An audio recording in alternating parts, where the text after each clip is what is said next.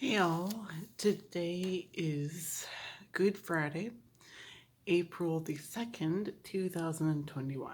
Happy Good Friday. I shall be reading to you um, Book of Ruth, chapter 2, verses 1 through 23. And make sure to check out my other videos and playlists as well. Let's begin. And this is day 2. Chapter 2, The Meeting. Naomi had a prominent kinsman named Boaz of the clan of her husband Elimelech. Ruth the Moabite said to Naomi, "Let me go and glean ears of grain in the field of anyone who will allow me that favor." Naomi said to her, "Go, my daughter," and she went.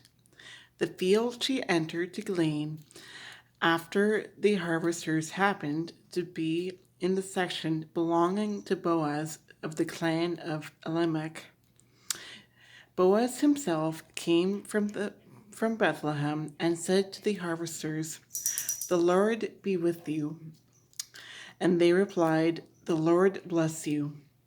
Boaz asked the overseer of his harvesters, "Whose girl is this?"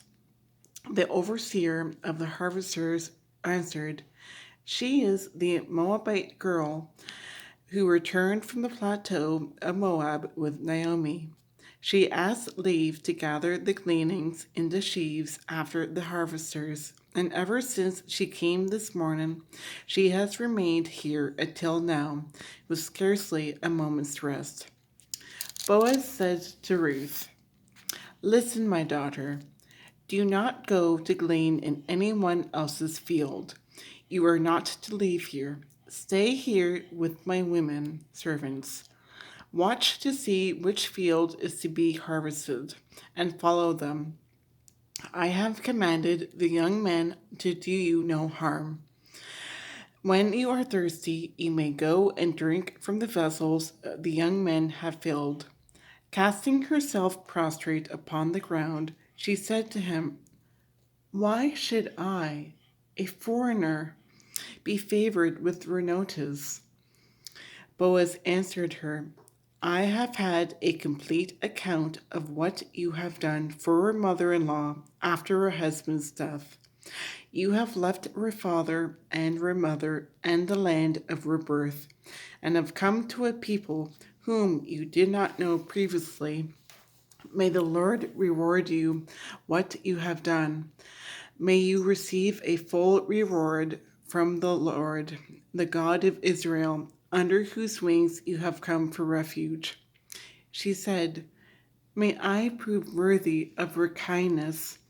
My Lord, you have comforted me, your servant, with your consoling words. World would indeed that I were a servant of yours." At mealtime, Boaz said to her, "Come here and have some food. Dip her bread in the sauce." Then, as she sat near the reapers, he handed her some roasted grain, and she ate her fill and had some left over.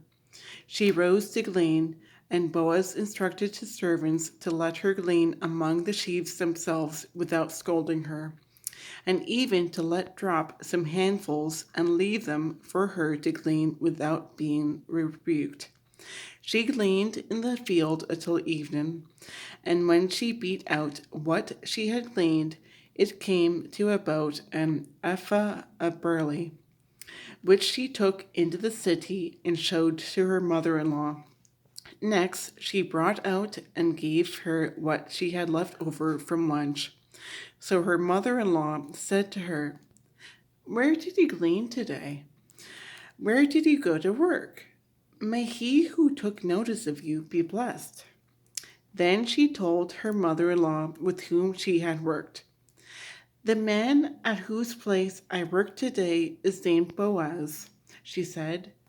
"May he be blessed by the Lord, who is ever merciful to the living and to the dead." Naomi exclaimed to her daughter-in-law, and she continued, "He is a relative of ours, one of our next of kin.